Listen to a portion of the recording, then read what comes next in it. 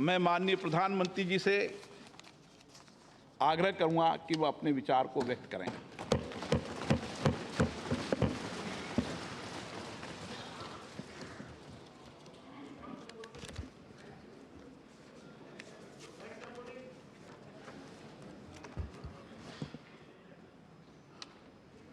माननीय अध्यक्ष जी,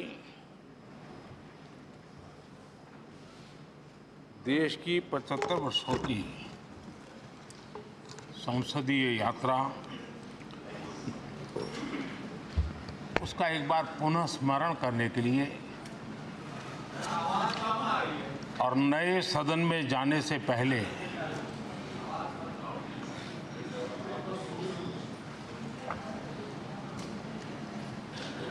उन प्रेरक पड़ाव को, इतिहास की महत्वपूर्ण घड़ी को स्मरण करते हुए आगे बढ़ने का ये अवसर है। हम सब इस ऐतिहासिक भवन से विदा ले रहे हैं। आजादी के पहले ये सदन इंपीरियल लेजिस्लेटिव काउंसिल का स्थान हुआ करता था। आजादी के बाद ये संसद भवन के रूप में उसको पहचान मिली। ये सही है, इस इमारत के निर्माण करने का निर्णय विदेशी शासकों का था, लेकिन ये बात हम न कभी भूल सकते हैं और हम गर्व से कह सकते हैं कि इस भवन के निर्माण में पसीना मेरे देशवासियों का लगा था, परिश्रम मेरे देशवासियों का लगा था और पैसे भी मेरे देश के लोगों के।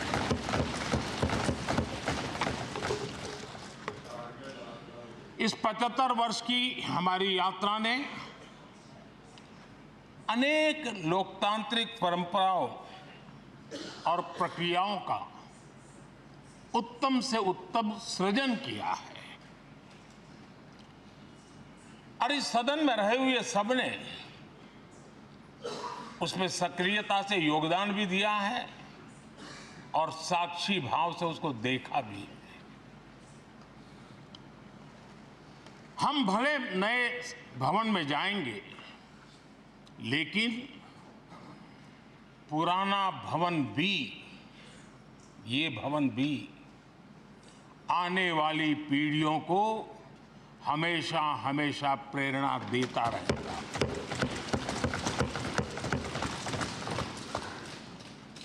ये भारत के लोकतंत्र की स्वर्णिम यात्रा का एक महत्वपूर्ण अध्याय,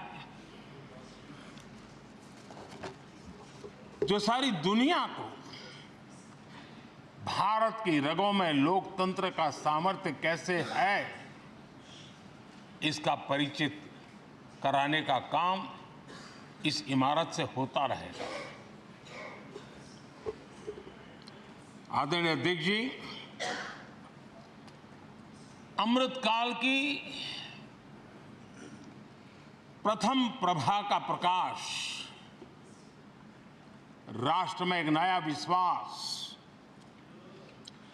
नया आत्मविश्वास, नया उमंग, नए सपने, नए संकल्प और राष्ट्र का नया सामर्थ्य उससे भर रहा है। चारों तरफ आज भारतवासियों की उपलब्धि की चर्चा हो रही है और गौरव के साथ हो रही है। ये हमारे 75 साल के संसदीय इतिहास का एक सामूहिक प्रयास का परिणाम है, जिसके कारण विश्व में आज वो गूंज सुनाई दे रही है। आदरणीय अध्यक्ष जी, चंद्रयान-3 की सफलता न सिर्फ पूरा भारत, पूरा देश अभिभूत है और इसमें भारत के सामर्थ्य का एक नया रूप जो आधुनिकता से जुड़ा है, जो विज्ञान से जुड़ा है, जो टेक्नोलॉजी से जुड़ा है, जो हमारे वैज्ञानिकों के सामर्थ्य से जुड़ा है, जो 140 करोड़ देशवासियों के संकल्प की शक्ति से जुड़ा हुआ है, वो देश और दुनिया पर एक नया प्रभाव पैदा करने वाला है। ये सदन और इस सदन के माध्यम से मैं फिर एक बार देश के वैज्ञानिकों और उनके साथियों को कोटि कोटि बधाइयां देता हूं, उनका अभिनंदन करता हूं।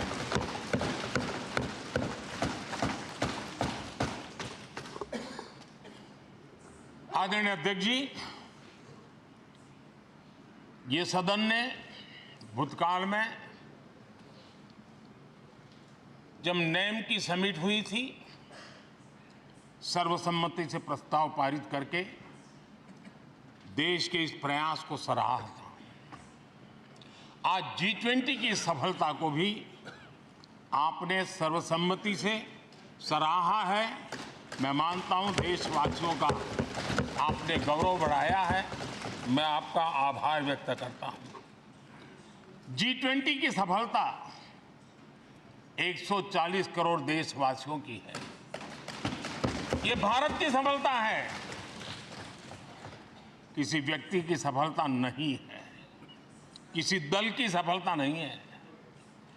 भारत के फेडरल स्ट्रक्चर ने, भारत की विविधता ने 60 स्थानों पर 200 से अधिक समिट और उसकी मेजबानी हिंदुस्तान के अलग अलग रंग रूप में देश की अलग अलग सरकारों ने बड़े आन बान शान से की और ये प्रभाव पूरे विश्व भर के मन पर पड़ा हुआ है।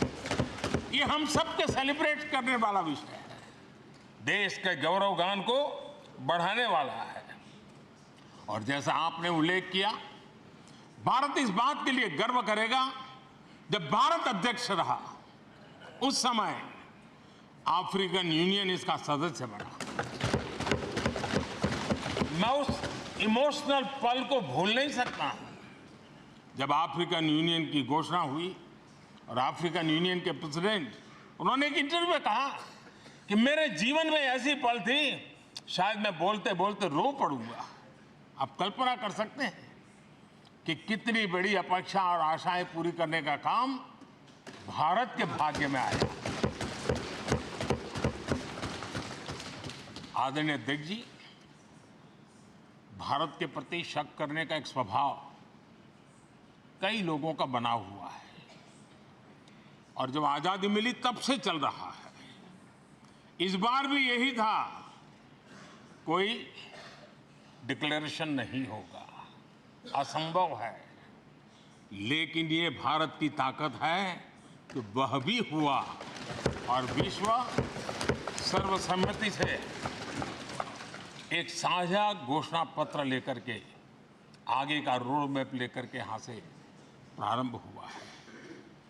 और अध्यक्ष जी, आपके नेतृत्व में, क्योंकि भारत की अध्यक्षता नवंबर के आखिरी दिन तक है, इसलिए अभी हमारे पास जो समय है उसका उपयोग हम करने वाले हैं और आपकी अध्यक्षता में दुनिया भर के ये जो G20 के सदस्य हैं, P20 पार्लियामेंट के स्पीकर्स की एक समिट, जैसे आपने घोषणा की, सरकार का आपके इस प्रयासों को पूरा समर्थन रहेगा, पूरा सहयोग रहेगा। आदरणीय अध्यक्ष जी, हम सबके लिए गर्व की बात है कि आज भारत विश्व मित्र के रूप में अपनी जगह बना पाया है।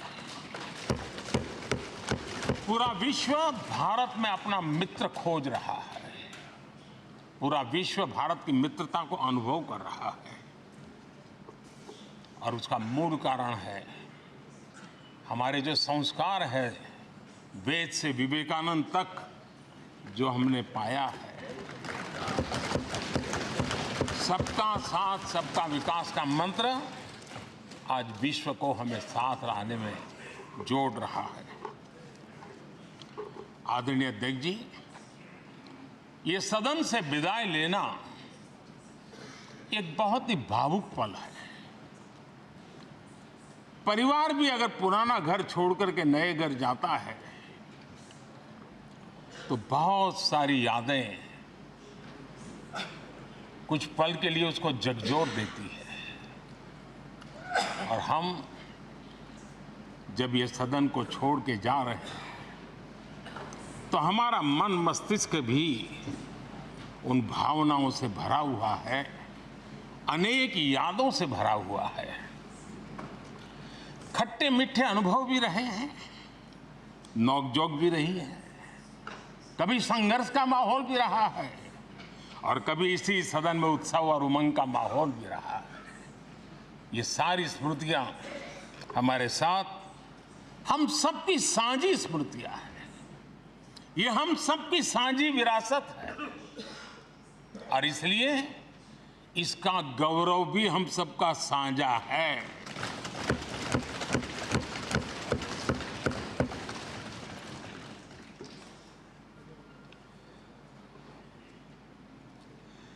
आजाद भारत के नवनिर्माण से जुड़ी हुई अनेक घटनाएं इन 75 वर्ष में यही सदन में आकार लेती हुई हमने देखी है।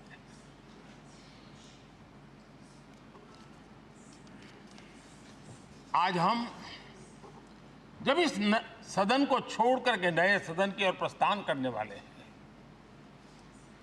तब भारत के सामान्य मानवीय की भावनाओं को जहां जो आदर मिला है, सम्मान मिला है, उसकी अभिव्यक्ति का भी एक अवसर है। और इसलिए आदरणीय अध्यक्ष जी, मैं पहली बार जब संसद का सदस्य बना और पहली बार एक सांसद के रूप में इस भवन में मैंने प्रवेश किया तो सहज रूप से मैंने इस संसद भवन के डोर पक्ति पर अपना शीश झुका करके इस लोकतंत्र के मंदिर को श्रद्धा भाव से नमन करते हुए मैंने पैर रखा था। वो पल मेरे लिए भावनाओं से भरी हुई थी। मैं कल्पना नहीं कर सकता था, लेकिन भारत के लोकतंत्र की ताकत है,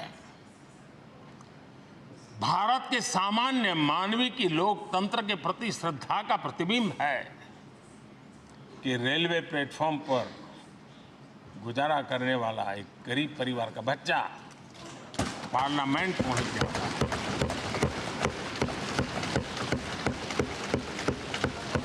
मैंने कभी कल्पना तक नहीं की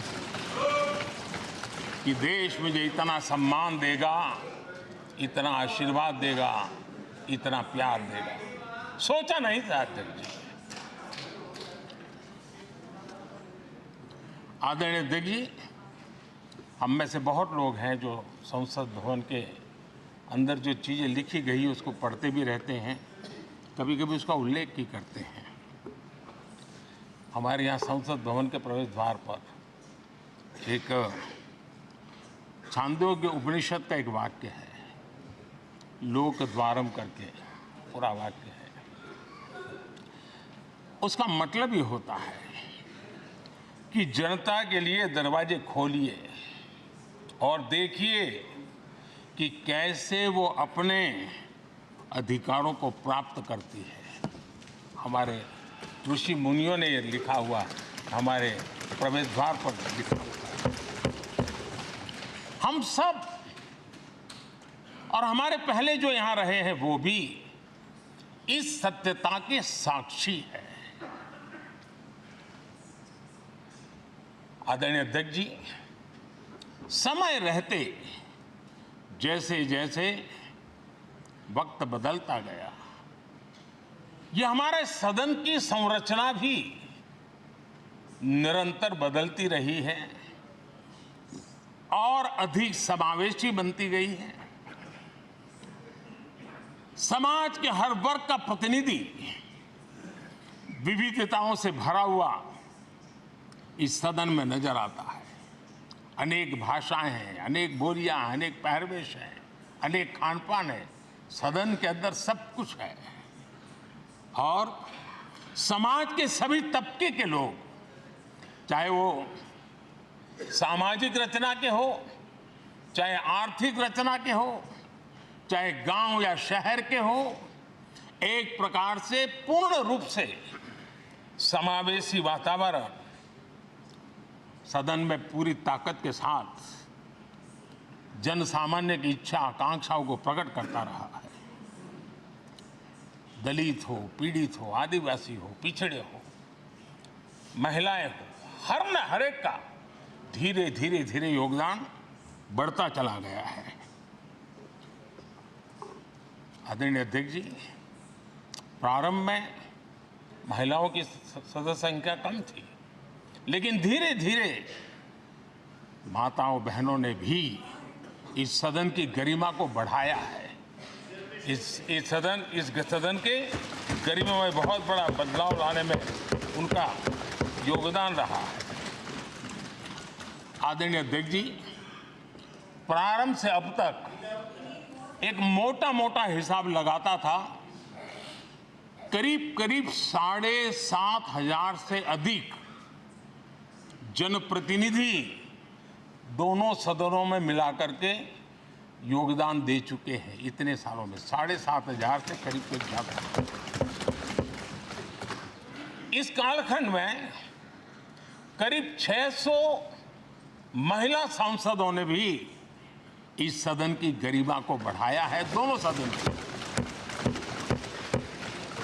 और आदरणीय अध्यक्ष जी, आप जानते हैं कि इस सदन में आदरणीय इंद्रजीत गुप्ता जी 43 ईयर, अगर मेरी गलती नहीं हो तो 43 ईयर इस सदन में लंबा समय बैठ करके इस सदन के साक्षी बनने का उनको सौभाग्य मिला। और यही सदन है आदरणीय अध्यक्ष जी, जहां शकीकुर रहमान जी 93 की एज में भी सदन में अपना योगदान देते रहे, जबकि उनकी उम्र 93। और आदरणीय अध्यक्ष जी, ये भारत के लोकतंत्र की ताकत है कि 25 साल की उम्र की चंद्रमणि मुर्मू इस सदन की सदस्य बनी थी। सिर्फ 25 साल की उम्र की, सबसे छोटी उम्र की सदस्य बनी थी। आदरणीय अध्यक्ष महोदय, वाद विवाद, कटाक्ष, ये सब कुछ हम सब ने अनुभव किया है, हम सब ने इनिशिएट भी किया है, कोई बाकी नहीं है। लेकिन उसके बावजूद भी शायद जो परिवार भाव हम लोगों के बीच में रहा है, हमारे पहले की पीढ़ियों में भी रहा है, जो लोग प्रचार माध्यमों से हमारे यहाँ का रूप देखते हैं और बाहर निकलते ही हमारा जो अपनापन होता है, परिवार भाव होता है, वो एक अलग ही ऊंचाई पर ले जाता है। और ये भी इस सदन की ताकत है, एक परिवार भाव। और उसके साथ साथ हम कभी कड़वाहट पाल करके नहीं जाते हैं। हम उसी प्यार से सदन छोड़ने के कई वर्षों के बाद भी मिल जाए तो भी उस प्यार को कभी भूलते नहीं है, उस स्नेह भरे याद दिनों को भूलते नहीं है। वो मैं अनुभव कर सकता हूं। आदरणीय अध्यक्ष जी, हमारे पहले भी और वर्तमान भी हमने कई बार देखा है कि अनेक संकटों के बावजूद भी अनेक असुविधाओं के बावजूद भी सांसद सदन में आए हैं और उन्होंने शारीरिक पीड़ा भी असह्य हो तो भी सदन में एक सांसद के रूप में, जनप्रतिनिधि के रूप में अपना कर्तव्य निभाया है। ऐसी अनेक घटनाएं आज हमारे सामने हैं। गंभीर गंभीर बीमारियों के बावजूद भी कोई व्हीलचेयर में आना पड़ा,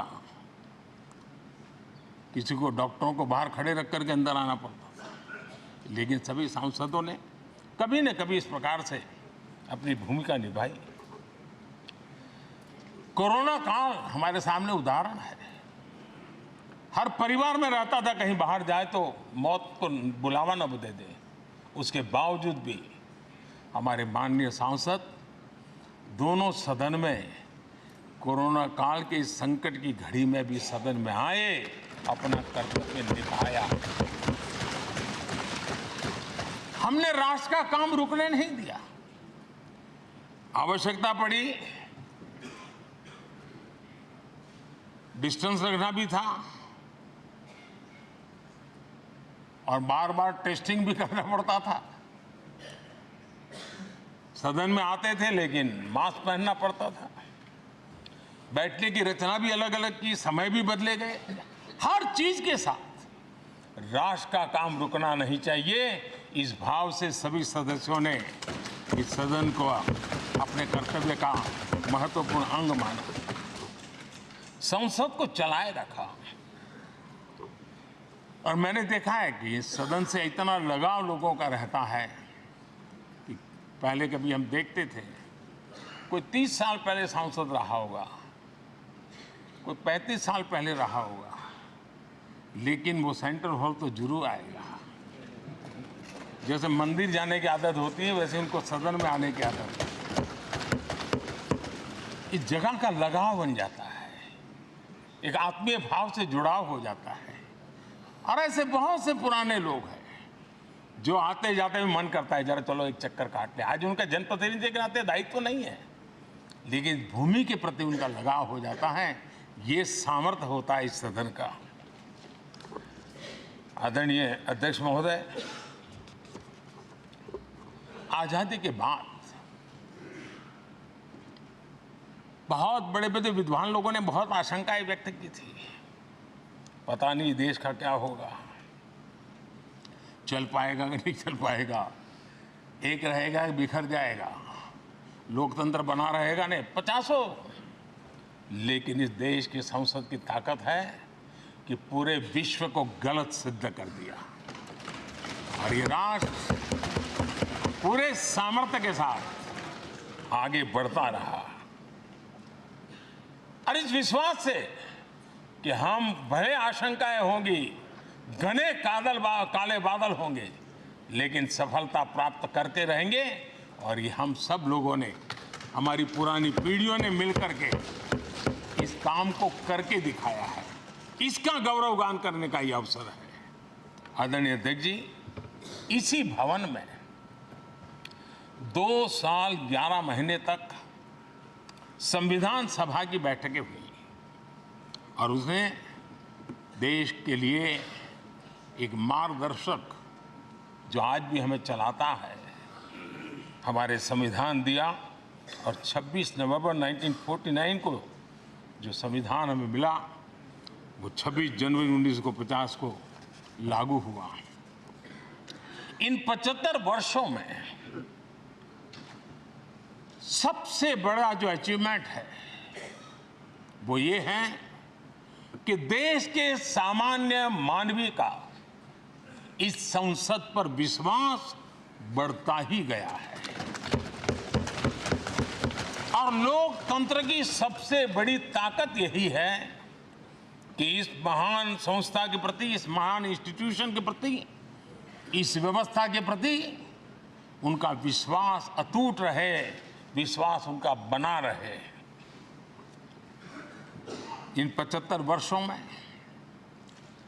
हमारी संसद ने जन भावनाओं की अभिव्यक्ति का भवन भी बना दिया। यहाँ जन भावनाओं की पुरजोश अभिव्यक्ति और हम देखते हैं राजेंद्र बाबू से लेकर डॉक्टर कलाम, रामनाथ जी कोविंद और अभी द्रौपदी मुर्मू जी, इन सब के संबोधन का लाभ हमारे सदनों को मिला है, उनका मार्गदर्शन मिला है। आदरणीय अध्यक्ष जी, पंडित नेहरू जी, शास्त्री जी, वहां से लेकर के अटल जी, मनमोहन सिंह जी तक एक बहुत बड़ी श्रृंखला जिसने इस सदन का नेतृत्व किया है और सदन के माध्यम से देश को दिशा दी है, देश को नए रंग रूप में ढालने के लिए उन्होंने परिश्रम किया है, पुरुषार्थ किया है। आज उन सबका गौरवगान करने का भी अवसर है। आदरणीय अध्यक्ष जी, सरदार वल्लभ भाई पटेल, लोहिया जी, चंद्रशेखर जी, आडवाणी जी, न जाने अनगिनत नाम जिन्होंने हमारे इस सदन को समृद्ध करने में, चर्चाओं को समृद्ध करने के लिए, देश के सामान्य से सामान्य व्यक्ति की आवाज को ताकत देने का काम इस सदन में किया है। विश्व के भी अनेक राष्ट्राध्यक्षों ने हमारे इन सदनों को संबोधित करने का भी अवसर आए हैं और उनकी बातों में भी भारत के लोकतंत्र के प्रति आदर का भाव व्यक्त हुआ है। आदरणीय अध्यक्ष जी, उमंग उत्साह के पल के बीच भी कभी सदन की आंख से आंसू भी बहे। ये सदन दर्द से भर गया जब देश को 3 अपने प्रधानमंत्री उनको अपने कार्यकाल में ही खोने की नौबत आई, नेहरू जी, शास्त्री जी और इंदिरा जी। तब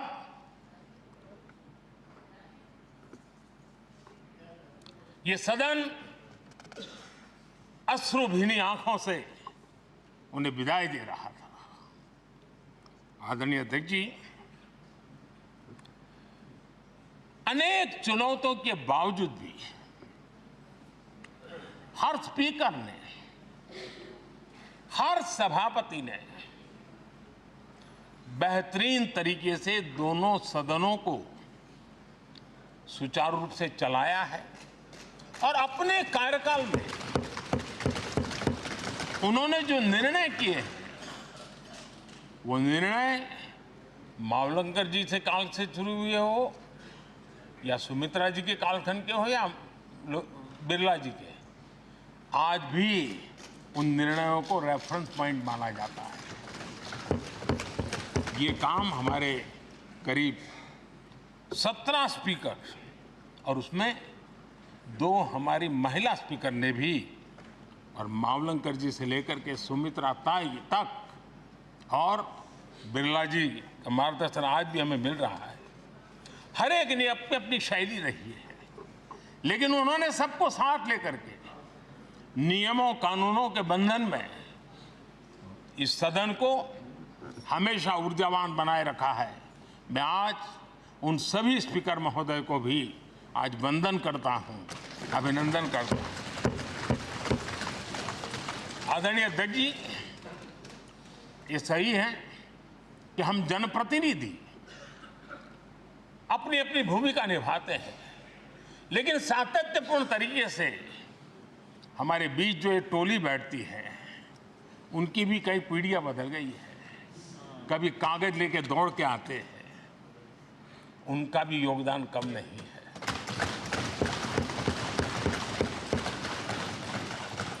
हमें कागज पत्र पहुंचाने के लिए दौड़ते हैं, सदन में कोई गलती ना हो जाए, उसके निर्णय में कोई गलत ना हो जाए, उसके लिए वो चौकन्ने रहते हैं। जो काम इनके द्वारा हुआ है उसने भी सदन के क्वालिटी ऑफ गवर्नेंस में तेजी लाने में बहुत बड़ी मदद की है। मैं उन सभी साथियों का और इनके पूर्व में जो रहे हैं उनका भी हृदय से अभिनंदन करता हूं। इतना ही नहीं, सदन मतलब ये खंड ही नहीं है। इस पूरे परिसर में अनेक लोगों ने, किसी ने हमें चाय पिलाई होगी, किसी ने पानी पिलाया होगा, किसी ने रात रात चली हुई सदन को किसी को भूखा पेट रहने नहीं दिया होगा। कई प्रकार की सेवाएं की होगी। किसी ने माली ने इसके बाहर के एनवायरनमेंट को संभाला होगा, किसी ने इसकी सफाई की होगी। न जाने कितने ही अनगिनत लोग होंगे जिन्होंने हम सब अच्छे ढंग से काम कर सके, और यहां जो काम हो वो काम देश को आगे बढ़ाने के लिए अधिक से अधिक तेजी से हो, उसके लिए जो माहौल बनाना, व्यवस्था बनाना, उसके लिए जिसने योगदान दिया है, मेरी तरफ से भी और इस सदन की तरफ से भी मैं उनका विशेष रूप से नमन करता हूं।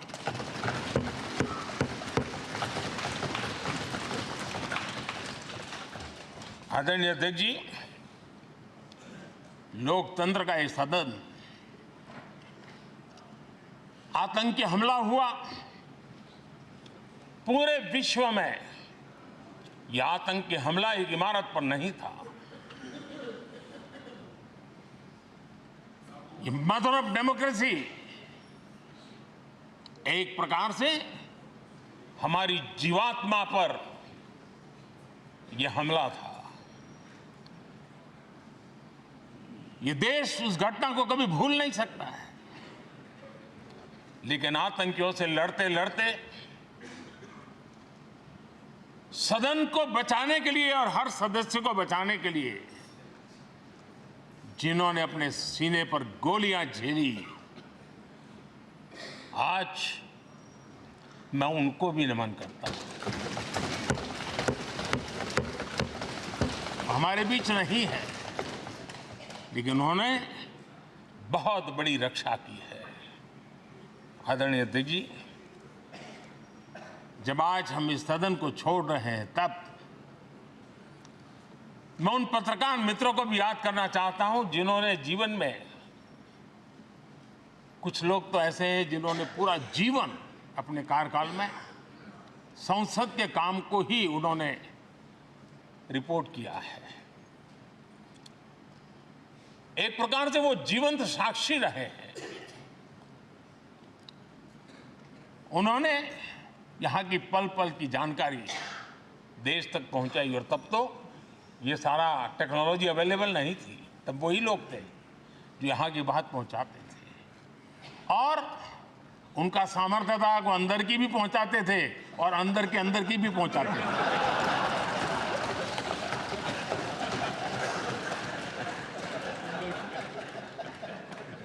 और मैंने देखा कि ऐसे पत्रकारिता जिन्होंने संसद को कवर किया, शायद उनके नाम जाने नहीं जाते होंगे, लेकिन उनके काम को कोई भूल नहीं सकता है।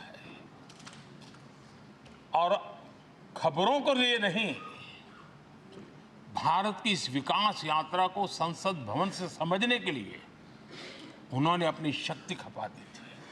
आज भी पुराने जो पत्रकार मित्र मिल जाते हैं और जिन्होंने कभी संसद को कवर किया हो, तो ऐसी अननोन चीजें बताते हैं जो उन्होंने अपनी आंखों से देखी होती, कान से सुनी होती है, जो अचरज करने वाली होती है। यानी एक प्रकार से जैसी ताकत यहां की दीवारों की रही है, वैसा ही दर्पण उनकी कलम में रहा है, और उस कलम ने देश के अंदर संसद के प्रति, संसद सदस्यों के प्रति एक अहोभाव का भाव जगाया है। मैं आज कई पत्रकार बंधु होंगे जो रहे नहीं होंगे, लेकिन मेरे लिए जैसा ये सदन छोड़ना भावुक पल है, मैं पक्का मानता हूं इन पत्रकार बंधुओं के लिए भी ये सदन छोड़ना उतना ही भावुक पल होगा, क्योंकि इनका लगाव हमसे भी ज्यादा रहे हैं। कुछ तो पत्रकार ऐसे होंगे जो हम लोगों की ट्रम्प से भी समय उन्होंने काम किया होगा। आज उनके उस महत्वपूर्ण लोकतंत्र की ताकत बनने के लिए, योगदान देने के लिए भी याद करने का अवसर है। आदरणीय अध्यक्ष जी, जब हम सदन के अंदर आते हैं, हमारे यहां नाद ब्रह्म की कल्पना है।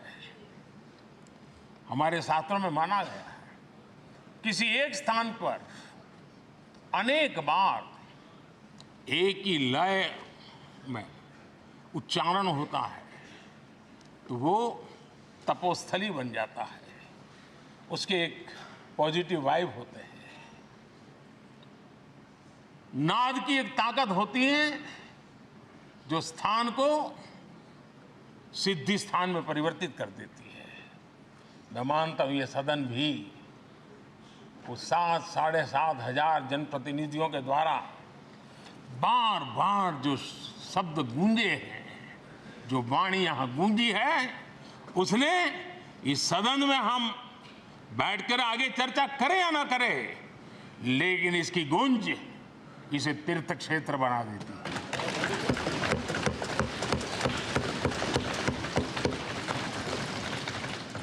एक जागृत जगह बन जाती है और लोकतंत्र की प्रति श्रद्धा रखने वाला व्यक्ति आज से 50 साल के बाद भी जब यहां देखने के लिए भी आएगा तो उसे उस गूंज की अनुभूति होगी कि कभी भारत की आत्मा की आवाज यहां पर गूंजती थी। और इसलिए अध्यक्ष महोदय, ये वो सदन है जहां कभी भगत सिंह, बटुकेश्वर दत्त, उन्होंने अपनी वीरता सामर्थ्य से अंग्रेज सल्तनत को जगा दिया था बम का धमाका कर। वो बम की गूंज भी जो देश का भला चाहते हैं उनको कभी सोने नहीं देती। आदरणीय अध्यक्ष जी, ये वो सदन है जहां पंडित जी को इसलिए भी याद किएगा, अनेक बातों के लिए याद करेगा, लेकिन हम जरूर याद करेंगे इसी सदन में पंडित नेहरू का at the stroke of midnight की गूंज हम सबको प्रेरित करती रहेगी। और इसी सदन में अटल जी ने कहा था, वो शब्द आज भी गूंज रहे हैं इस सदन में, सरकारें आएगी जाएगी, पार्टियां बनेगी बिगड़ेगी, लेकिन ये देश रहना चाहिए।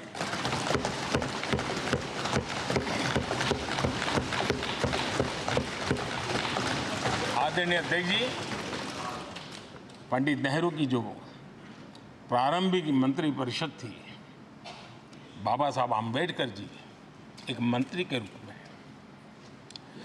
दुनिया की बेस्ट प्रैक्टिसेस भारत में लाने पर बहुत जोर दिया करते थे।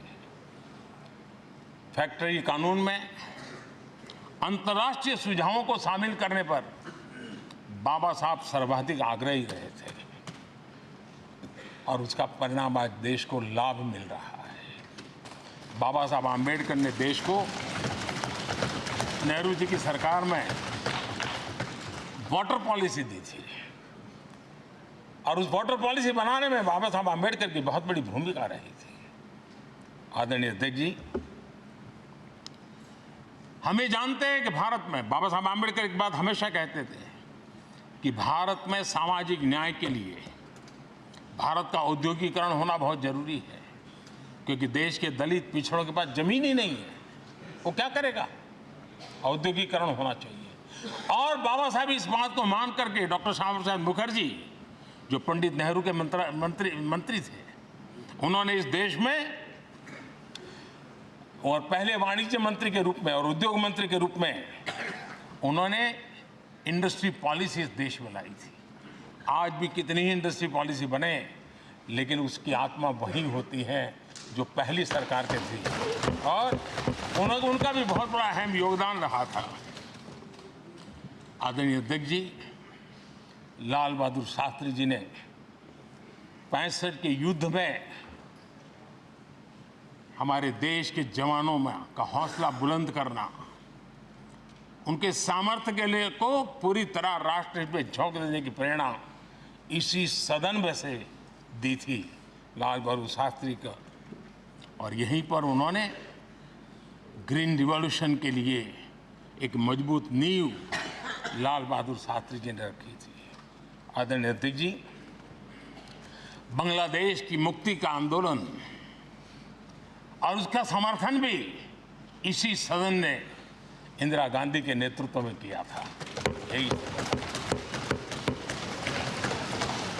इसी सदन ने इमरजेंसी में लोकतंत्र पर होता हुआ हमला भी देखा था, और इसी सदन ने भारत के लोगों की ताकत को एहसास कराते हुए मजबूत लोकतंत्र की वापसी भी इसी सदन ने देखी थी। वो राष्ट्रीय संकल्प भी देखा था, ये सामर्थ्य भी देखा था। आदरणीय अध्यक्ष जी, ये सदन इस बात का हमेशा ऋणी रहेगा क्योंकि इसी सदन में हमारे पूर्व प्रधानमंत्री चरण सिंह जी ने ग्रामीण मंत्रालय का गठन किया था, रूरल डेवलपमेंट मिनिस्ट्री। इसी सदन में मतदान की उम्र 21 से 18 करने का निर्णय हुआ था और देश की युवा पीढ़ी को इसका योगदान देने के लिए प्रेरित किया गया, उत्साहित किया गया था। हमारे देश ने गठबंधनों की सरकारें देखी, वीपी सिंह जी हो, चंद्रशेखर जी, और बाद में एक सिलसिला चला। लंबे अरसे से एक दिशा में देश जा रहा था, आर्थिक नीतियों के बोझ तले देश दबा हुआ था, लेकिन नरसिम्हा राव की सरकार थी जिन्होंने हिम्मत के साथ पुरानी आर्थिक नीतियों को छोड़ करके नई राह पकड़ने का फैसला किया था, जिसके आज देश को परिणाम मिल रहे हैं। अटल बिहारी वाजपेयी जी का सरकार भी हमने इसी सदन ने देखी। सर्व शिक्षा अभियान देश में आज वो महत्वपूर्ण बन गया है। आदिवासी कार्यालय मंत्रालय अटल जी ने बनाया, नॉर्थ ईस्ट का मंत्रालय अटल जी ने बनाया।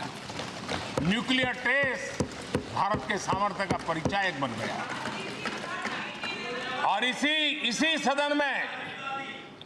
सदन में मनमोहन जी की सरकार कैश फॉर वोट को भी, उस कांड को भी सदन ने देखा है।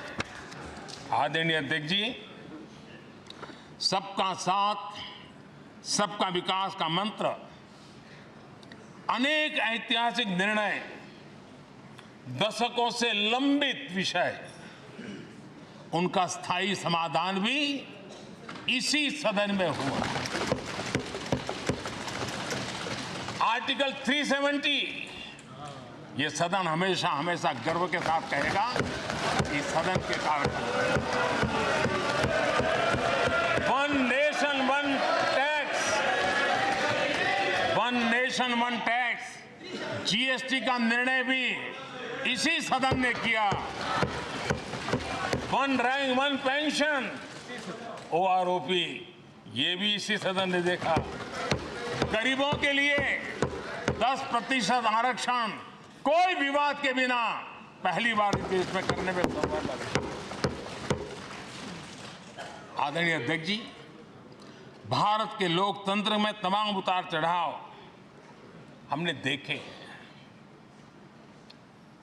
और ये सदन लोकतंत्र की ताकत है, लोकतंत्र की ताकत की साक्षी है, जन विश्वास का एक केंद्र बिंदु रहा है। इस सदन की विशेषता देखिए, और दुनिया के लोगों का आज भी ऐतराज होता है। ये सदन है जिसमें कभी 4 सांसद वाली पार्टी सत्ता में होती थी और 100 सदस्य वाली पार्टी विपक्ष में बैठती थी। ये भी सामर्थ्य इस सदन के लोकतंत्र की ताकत का परिचय कराता है। और यही सदन है जिसमें एक वोट से अटल जी की सरकार गई थी और लोकतंत्र की गरिमा को बढ़ाया था। ये भी इसी सदन में हुआ। आज अनेक छोटी छोटी रीजनल पार्टियों का प्रतिनिधित्व हमारे देश की विविधता को, हमारे देश के एस्पिरेशंस का एक प्रकार से वो आकर्षक केंद्र बिंदु बना है। आदरणीय अध्यक्ष जी, इस देश में 2 प्रधानमंत्री ऐसे रहे, मोरारजी भाई, वीपी सिंह। एक प्रकार से कांग्रेस में जीवन खपाया था लेकिन एंटी कांग्रेस गवर्नमेंट का नेतृत्व कर रहे थे। ये भी इसकी विशेषता थी। और हमारे नरसिम्हा राव जी, वो तो बिस्तरा गोल करके घर जाने की तैयारी कर रहे थे, निवृत्ति की घोषणा कर चुके थे। लेकिन यही लोकतंत्र की ताकत देखिए, सदन की ताकत देखिए, वो प्रधानमंत्री के रूप में 5 साल हमारी सेवा कर रहे।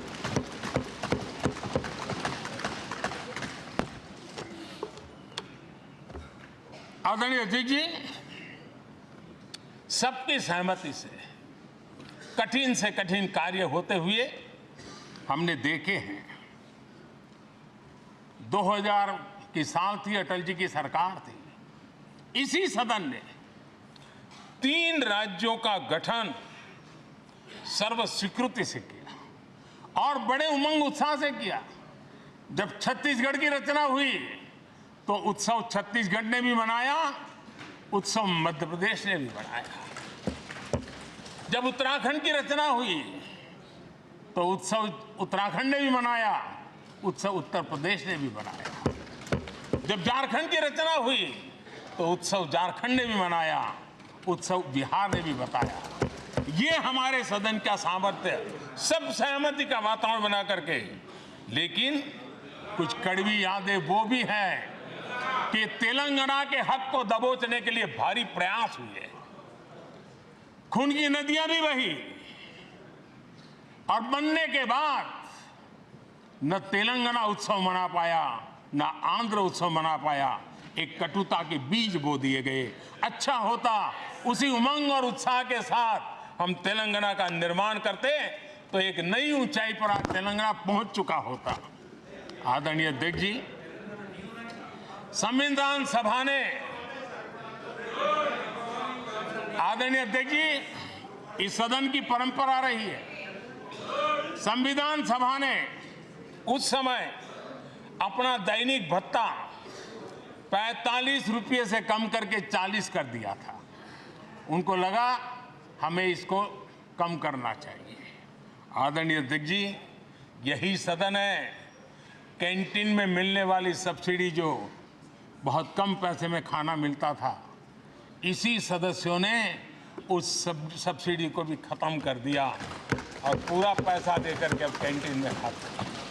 आदरणीय अध्यक्ष जी, कोरोना काल में जब जरूरत पड़ी तो यही सांसद जिन्होंने एमपी लेड फंड को छोड़ दिया और देश को इस संकट की घड़ी में मदद करने के लिए आगे आए। इतना ही नहीं, कोरोना काल में इसी सदन के सांसदों ने अपने तनख्वाह में 30% कटौती की और उन्होंने देश के सामने आए हुए संकट में अपनी बहुत बड़ी जिम्मेवारी निभाई। आदरणीय अध्यक्ष जी, हम गर्व से कह सकते हैं, ये सदन में बैठे हुए लोग भी कह सकते हैं, हमारे पूर्वज जो सदन में बैठे थे वो भी कह सकते हैं कि हम ही लोग हैं जिन्होंने हम पर डिसिप्लिन लाने के लिए हमारे यहाँ जनप्रतिनिधित्व कानून में समय समय पर कठोरता बरती। नियम हमने ही लादे, हमने ही तय किया कि नहीं, जनप्रतिनिधि के जीवन में ये नहीं हो सकता। मैं मानता हूं ये जीवंत लोकतंत्र का बहुत बड़ा उदाहरण है और ये सदन ने दिया है, यही माननीय सांसदों ने दिया है और हमारी पुरानी पीढ़ी के सांसदों ने दिया है। और मैं मानता हूं कि कभी कभी उन चीजों को भी याद करना चाहिए। आदरणीय अध्यक्ष जी, हम जो वर्तमान सांसद हैं उनके लिए तो ये विशेष सौभाग्य का अवसर है। सौभाग्य का अवसर इसलिए है कि हमें इतिहास और भविष्य दोनों की कड़ी बनने का अवसर मिला है।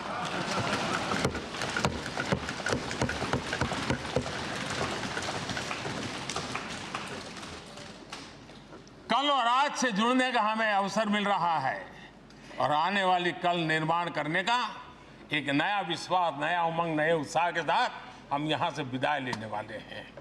आदरणीय अध्यक्ष महोदय, आज का दिवस सिर्फ और सिर्फ इस सदन के सभी 7,500 जनप्रतिनिधि रह चुके हैं उनके गौरवगान का पल है। इन दीवारों से हमने जो प्रेरणा पाई है, जो नया विश्वास पाया है, उसको लेकर जाने का है। बहुत सी बातें ऐसी थी जो सदन में हर किसी की ताली की हकदार थी, लेकिन शायद राजनीति उसमें भी आड़े आ रही। नेहरू जी के योगदान का गौरव गान अगर इस सदन में होता है, कौन सदस्य होगा जिसको ताली बजाने का मन न कर जाए। लेकिन उसके बावजूद